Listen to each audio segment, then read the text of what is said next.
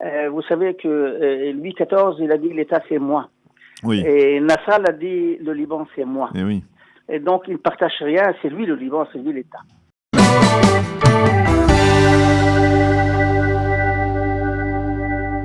Yitzhak Lebanon, bonjour Boker Tov. Boker Tov, bonjour Daniel. Alors je vais vous poser tout droit la question que tout le monde se pose. Est-ce que l'on va vers une confrontation entre Israël et le Hezbollah le long de la frontière entre Israël et le Liban, à votre avis?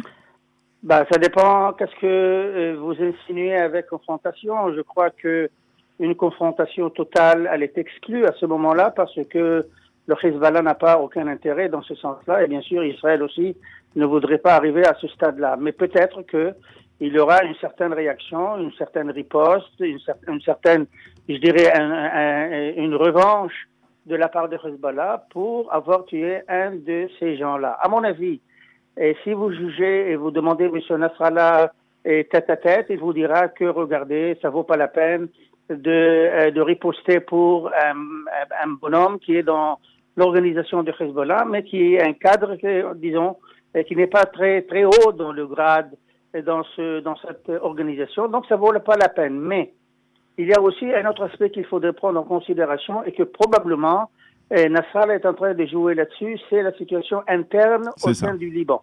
C'était ce que j'allais vous poser comme question. Est-ce que finalement, il n'a pas un intérêt justement parce que la situation est très critique sur le plan économique au Liban et que ça lui permettrait de détourner l'attention des problèmes économiques que le Liban rencontre aujourd'hui? Je crois que à l'intérieur du Liban, on a dépassé déjà le stade de la crise économique parce qu'elle existe. C'est une crise sociale, économique, politique, tout ce que vous voulez. Ce qui s'est passé il y a 2 semaines à peu près, c'est que le cardinal, qui est la plus haute instance chrétienne au Liban, il a demandé dans son homélie du dimanche que le Liban soit déclaré en état neutre. Et ceci a été dirigé, et disons de façon indirecte à Hezbollah. Ceci veut dire qu'il demande que le Hezbollah et que toutes les forces politiques soient à une distance équidistante de toutes les crises du Moyen-Orient, ce qui veut dire ne pas s'ingérer ni avec l'Iran, ni avec la Syrie, mais etc. Le Hezbollah n'aime pas ceci. Donc, si je prends ceci en considération, et si je prends aussi la tension, et qui n'a rien à voir avec la première partie que je viens de mentionner, avec Israël, je crois que Nasrallah serait tenté de faire quelque chose pour redorer son blason à l'intérieur du pays. Alors, quand vous dites quelque chose, ça veut dire quelque chose de limité, quelque chose d'important, parce que oui. Pour redorer son blason, ça veut dire, ça veut dire aller vers une confrontation, on va dire massive contre Israël. Non, j'en doute. Regarde, ça dépend aussi quelle sera la réaction d'Israël, mais oui. J'en doute qu'il y a un intérêt de part et d'autre d'aller sur une confrontation qui soit généralisée, grande, etc. C'est pas. Regardez, le moment n'est pas approprié ni à l'un ni à l'autre, mais peut-être que lui, il pourra réagir, dans une certaine limite, pour retourner vers les forces politiques et leur dire que, bon, vous voyez, je suis la seule personne qui résiste aux sionistes, qui résiste à Israël, donc vous pouvez pas demander que je laisse l'Iran, que je laisse la Syrie et que je laisse mes armes. Il pourra utiliser ceci pour son bien.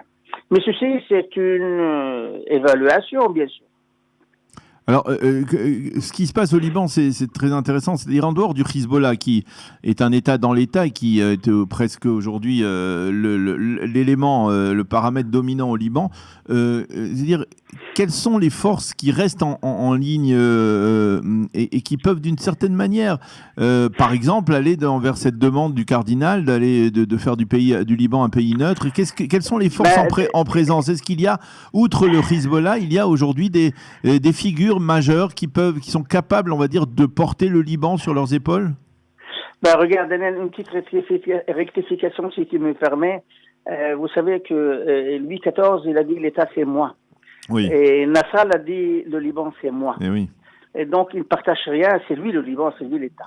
Donc c'est une donnée qu'il faut prendre en considération dorénavant jusqu'à que ça change. C'est lui qui dirige les choses. La seconde chose, c'est que l'appel du cardinal Rey, qui est la plus haute instance maronite, elle a été suivie immédiatement par toutes les forces qui appuient le cardinal et appuient la neutralité du Liban. Ce sont les chrétiens, ce sont les druzes, et ce sont les forces de Hariri. Ceux qui s'opposent à cela, ce sont les chiites. Maintenant, pour éviter un conflit politique, Nasrallah a décidé que les chefs religieux discutent entre eux, critiquent l'un l'autre, répondent l'un à l'autre. Et c'est comme ça que le Ja'fari, le Mufti Ja'fari des chiites, c'est lui qui a répondu au cardinal en disant que non, la neutralité, c'est contre les intérêts du Liban. Et secondo, on ne sait pas quel genre d'intérêt et quel genre de neutralité. Est-ce que c'est du style la Suisse ou l'Autriche? On l'a vu pendant la Seconde Guerre mondiale comment Hitler a attaqué la Belgique qui était neutre. Ou bien vous insinuez que ce soit une neutralité. Il y a un mot en arabe, il y a un mot en arabe qui a été créé pour cela, ce qui veut dire que vous restez neutre dans les conflits au Moyen-Orient. Ceci veut dire pas de contact particulier avec l'Iran et vous vous tournez seulement vers le bienfait du pays. Si on arrive à cela, Raïdi, il y aura l'appui des Européens. Le ministre des Affaires étrangères français était au Liban il y a 2 jours. Et vous aurez l'appui des États-Unis. Et vous aurez aussi l'appui du IMF et le Fonds monétaire. Donc, on pourra sortir de cette crise. Le vrai problème qui existe aujourd'hui, et c'est pour cela que je retourne à la question de la probabilité que Hezbollah serait malheureusement tenté de faire quelque chose, c'est que le cardinal a fait une grande gaffe avec sa proposition. Dans son homélie, il a parlé de la neutralité du Liban, mais il a exclu Israël et la cause palestinienne. Donc, comment vous pouvez mettre les deux choses? D'un côté, que le Hezbollah soit neutre et ne parle pas avec les Iraniens et ne fasse rien du tout, et de notre côté, vous lui permettez d'être le résistant contre Israël. Alors... Je crois qu'il a fait une grande gaffe et qu'il n'y aura pas de grande chance pour sa proposition. Mais est-ce que ce n'est pas finalement révélateur de l'état d'esprit qui règne, on va dire, chez les chrétiens du Liban? Pas seulement chez les chrétiens. Ou peut-être pas seulement chez les chrétiens, mais je lisais le commentaire d'un expert qui disait qui comparait le niveau de vie en Israël, parce que le Liban a toujours se considéré comme une nation occidentale, on va dire presque, et qui comparait donc le niveau de vie des Israéliens, le niveau de vie des Libanais. Je crois qu'il disait aujourd'hui, il y a pour les Israéliens il fournissait des données extrêmement flatteuses, et il constatait la situation de marasme qui existait au Liban, et avec une sorte d'envie de se comparer à Israël, d'envie d'essayer d'obtenir au moins ce que les Israéliens ont eu. Est-ce qu'aujourd'hui, quelque part, il n'y a pas, chez les chrétiens en particulier, une volonté de se rapprocher d'Israël? Peut-être. Regardez, et les voix que j'écoute dans la rue chrétienne ne disent pas cela. La seconde chose, il ne faut pas se leurrer, malheureusement. Il y a une certaine sympathie en Israël vers le Liban, ça a toujours existé. Mais malheureusement, il faut prendre la question, il faut voir les choses telles qu'elles sont. Le Liban est un pays ennemi avec le Hezbollah, avec les déclarations ou l'exclusion du cardinal. Il y a d'autres choses aussi. Donc Israël doit considérer le Liban en tant qu'ennemi et non pas en tant qu'ami. C'est malheureux. Je ne voudrais pas le voir de cette façon-là, mais tant que les choses restent telles qu'elles sont, à mon avis, Israël va prendre ses précautions et se préparer vis-à-vis du Liban, pas seulement contre Hezbollah, mais contre l'État libanais comme État. Alors, lorsque vous parlez du Hezbollah, on parle bien entendu de son influence dans le Liban d'aujourd'hui, mais pourquoi il n'y aurait pas aussi de la part du Hezbollah aujourd'hui un intérêt, ou en tout cas non pas un intérêt, mais peut-être en tout cas la nécessité de riposter massivement contre Israël sur ordre de Téhéran, parce qu'on sait que aujourd'hui, eh bien, Téhéran et enfin les Iraniens sont bombardés de toutes parts. On a assisté à cette série d'explosions. On a véritablement le sentiment que quelque chose est en train de se produire en Iran, et qu'il y a peut-être des menaces liées au nucléaire. Est-ce que finalement aujourd'hui les Iraniens eux-mêmes ne pourraient pas être ceux qui donnent l'ordre au Hezbollah d'attaquer Israël? À mon avis, non, Daniel. Et je te dis, il y a deux choses. Pourquoi ceci ne se passe pas, à mon avis, ne se passera pas. Je parle d'une confrontation généralisée. L'Iran n'a pas intérêt.